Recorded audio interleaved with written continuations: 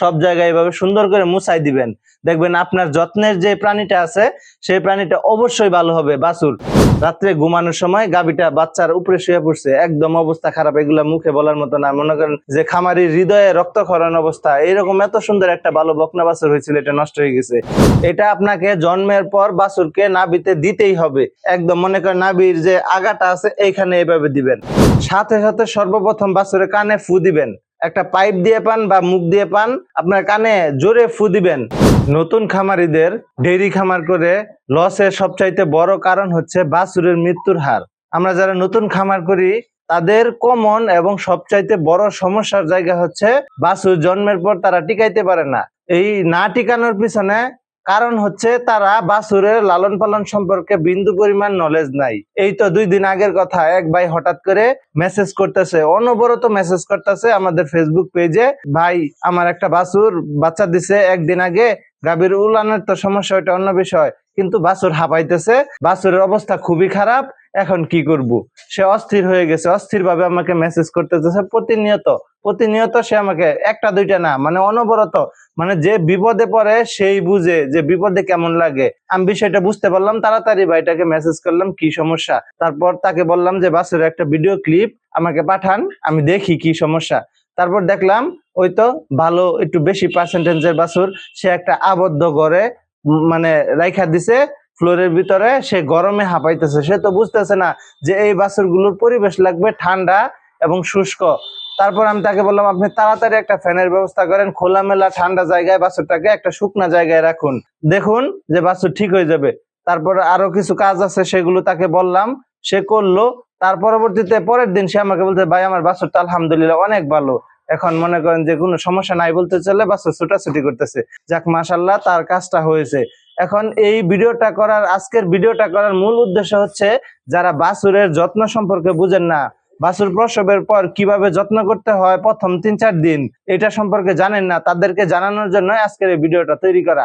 তো প্রথম আপনারা বাচ্চা প্রসবের পর বাছুর যে হবে, হওয়ার পর আপনারা ওইখান থেকে গাভীর সামনে নিয়ে এসে পড়বেন হওয়ার পরেই, এবং কি গাভীটাকে তাৎক্ষণিক উঠাই দিবেন, শুয়ে থাকতে দিবেন না, গাভীটাকে উঠাই দিবেন, প্লাস সামনে বাছুরটাকে দিবেন। গাভী চাটবে, তাতে আপনার হরমোন নিঃসরণ হবে, গাভীর দুধ তাড়াতাড়ি আসবে। 15 থেকে 20 মিনিট চাটার পর আপনারা বাছুরটা সরাই দিবেন, সামনে গাভীর ওইখান থেকে সরাই আলাদা করে দিবেন। তারপর প্রথম কাজ হচ্ছে আপনারা বাছুরের যে নাভিটা আছে, নাভিতে আপনার বায়োডিন অথবা পলিসেফ, আপনি যেটা পান আর কি, জীবাণুনাশক, মানে জীবাণু যেটা মানে নিরসন করা যায় এরকম যে ঔষধগুলো পাওয়া যায়, যেমন আপনাদেরকে দেখাইতেছি আমি, আমার এখানে আছে, আমি এগুলো সবসময় রেখে দেই ফার্মের ভিতরে। এই দেখুন, এটা হচ্ছে বায়োডিন, আমার কাছে সবসময় এটা থাকে, এটা আপনারাও রাখবেন, এটা খুবই গুরুত্বপূর্ণ। এর ভিতরে আর অনেকগুলো আছে, অনেক কিছু আছে, পলিসেফ আছে, পলিডিন আছে, বায়োডিন, এগুলো আপনার ব্যবহার করতে পারেন। মোট কথা হচ্ছে এটা হচ্ছে জীবাণুনাশক। এটা আপনাকে জন্মের পর বাছুরকে নাভিতে দিতেই হবে। একদম মনে করেন নাভির যে আগাটা আছে এইখানে এইভাবে দিবেন, এখানে দিবেন, একদম গুড় পর্যন্ত নাভিটা উপর দিকে ধরবেন, ধরে এই জায়গায় নাভির মাথায় দিবেন, এটা পুরাটা সম্পূর্ণ ভিজাবেন। ভিজানোর পর আপনারা দেখবেন যে নাভিটা কতটুকু বড়, কিছু নাভি আছে অনেক বড় হয়, এই পর্যন্ত হয়, আবার কিছু আছে শর্ট হয়। যেগুলা লম্বা নাভি সেইগুলাকে আপনারা এই জায়গায় সুতা দিয়ে, পরিষ্কার সুতায় বায়োডিন দিয়ে পরিষ্কার করে নেবেন, একটা সুতা দিয়ে গিট দিবেন নাভির আগার ভিতর, গিট দিয়া তারপর মাপ মতন আপনার নাভিটা নতুন ব্লেড দিয়া বায়োডিন দিয়া জীবাণু, তারপর নতুন হইলেও বায়োডিন দিয়ে আপনার জীবাণুমুক্ত কইরা তারপর ওইটা দিয়ে কাটবেন নাভিটা মাপ মতন কাইটা। মনে করেন সর্বোচ্চ 3 আঙ্গুল অথবা 4 আঙ্গুল এই পরিমাণ নাভি রাখবেন, এর চাইতে বেশি লম্বা রাখবেন না। এতে অনেক সময় বাছুরের নিজেরই মানে পায়ে উঠার সময় চাপ লাগিয়ে নাভি ছিঁড়া যাইতে পারে বা অন্য কোনো একটা সমস্যা হইতে পারে, এজন্য একটু ছোট আকারে রাখবেন নাভিটা। বায়োডিন দেওয়ার পর আপনাদের ওইখানে কাজ শেষ, আর কোনো কাজ নাই। অনেকে আছেন যে বাচ্চা হওয়ার পরে আগে খুর ভাঙা নিয়ে মানে খুব উত্তেজিত হয়ে যান যে খুর ভাঙতে হবে, এটা করা যাবে না। খুর ভাঙবেন না, খুর ভাঙলে খুর ওইটা অটোমেটিক একটা পাটের সালা দিবেন, দেখবেন অটোমেটিক ওটা হয়ে গেছে, ওইটা ভাঙার কোনো প্রয়োজন নাই। অনেকে বলেন যে ওইটা থাকলে পা লম্বা লম্বা, খুর লম্বা লম্বা হয়ে যায়, আরে ভাই এটা ভুল ধারণা। জিঙ্কের অভাবে বা বার্মিসের উপরে যদি আপনারা সবসময় রাখেন গরুকে, তাহলে খুরটা একটু বড় হয়ে যায়, এছাড়া অন্য কোনো কারণ নেই। আরেকটা জিনিস স্কিপ করছি, আপনারা জন্মের পরে বাছুর যখন পড়বে নিচে নিয়ে আসবেন, সাথে সাথে সর্বপ্রথম বাছুরের কানে ফু দিবেন, একটা পাইপ দিয়ে পান বা মুখ দিয়ে পান, আপনার কানে জোরে ফু দিবেন, ফু দেওয়ার পর যখন বাছুর এইভাবে মাথা জাকি দিব এবং নিঃশ্বাস নিব, আপনি তখন সেফ হবেন। এবং কি সর্বপ্রথম তার মুখটা সুন্দর করে পরিষ্কার করবেন, নাকের ভিতর দিয়া মানে ভালো পরিষ্কার ন্যাকড়া দিয়ে হাত দিয়া ময়লা ভিতরে আছে কিনা এগুলো চেক করবেন। প্লাস মুখের ভিতরে হাত দিয়া দেখবেন যে ময়লা আছে কিনা। যদি ময়লা থাকে তাহলে বাছুরটা উল্টা করে এইভাবে ঝুলাই দিবেন, ঝুলাইয়া মানে মুখ দিয়ে হাত দিয়ে করবেন, দেখবেন ভিতর থেকে সব ময়লা এসে যাইতেছে। এটা করবেন, এটা ক্রিটিক্যাল ক্ষেত্রে ব্যবহার আমরা করি যখন দেখি বাছুরের কোনো রেসপন্স পাইতেছি না, সে চাপে ছিল বা এরকম একটা কিছু, তাহলে আমরা এটা করি। আপনার এমনিতে মুখ পরিষ্কার করলে চলবে।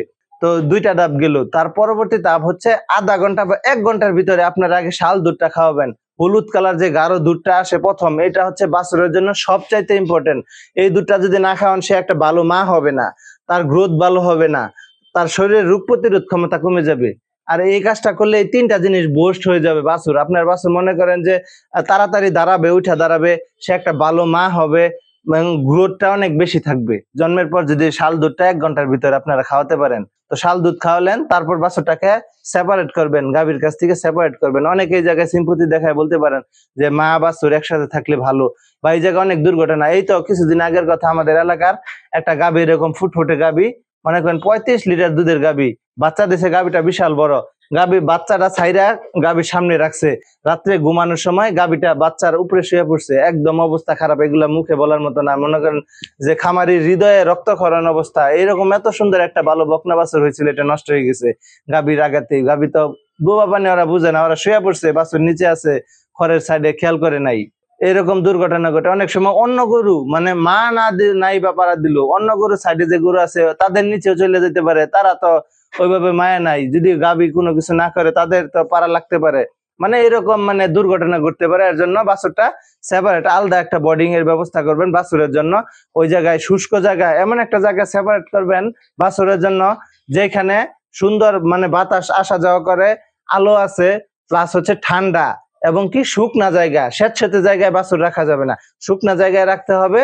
প্লাস তার মানে মুভমেন্ট লক্ষ্য করতে হবে আপনাকে, তার কি গরম লাগতেছে নাকি ঠান্ডা লাগতেছে, নাক দিয়ে পানি বেরোতেছে কিনা, তাৎক্ষণিক এগুলো রিপোর্ট আপনাকে রাখতে হবে। এবং কি তার উপর মাস্ট বি, যদি বাছুরটা বেশি পার্সেন্টেজের হয়, হাঁপায়, তাহলে মাস্ট বি মাথার উপর একটা ফ্যান দিতে হবে। এটা দিতেই হবে যদি সে হাঁপায়। তাহলে দেখবেন আস্তে আস্তে আমাদের যে আবহাওয়া আছে তার সাথে খাপ খাওয়ায় নিবে। এর জন্য ভুল করেও কেউ অ্যান্টিবায়োটিক ব্যবহার করবেন না। বাছুরের যে হাঁপানো দেখে অনেকে পাগল হয়ে যান, এই সেই মানে হাতুড়ি ডাক্তারের কাছে যান, তারা দেয় অ্যান্টিবায়োটিক। অ্যান্টিবায়োটিক বাছুরের প্রয়োগ মানে বাছুরের মৃত্যু, এটা নিশ্চিত। সে যদি হাঁপায়ও কষ্টেও থাকে, আপনার কাছে 1 মাস 2 মাস থাকবে। আর যদি আপনি অসহ্য হয়ে যান, তাহলে ভাই আপনার বাছুর গরু পালন করতে হবে না। কিন্তু আপনি যদি সহ্য রাখা তাকে ভালোভাবে যত্ন করেন, সে আপনার কাছে থাকবে। কিন্তু অ্যান্টিবায়োটিক প্রয়োগ করলে সে আর তাড়াতাড়ি আপনার কাছ থেকে চলে যাবে। অ্যান্টিবায়োটিক খুবই মানে যতটুকু ভালো না, তার চাইতে অনেক বেশি খারাপ। আপনারা স্বাভাবিক থাকবেন, সুন্দরভাবে তার একটা পরিবেশ দেওয়ার চেষ্টা করবেন।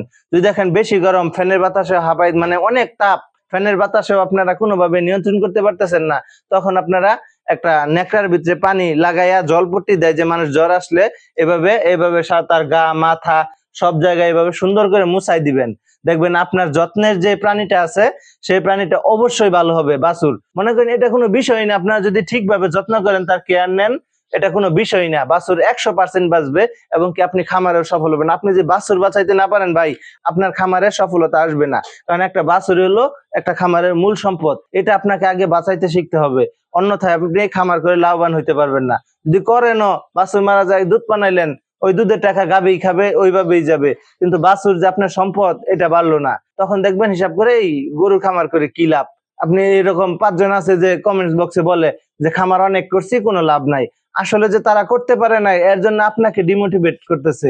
আপনার উচিত হচ্ছে সঠিকভাবে খামার পরিচালনা করা, আপনাকে কেউ ঠেকাইতে পারবে না ইনশাল্লাহ।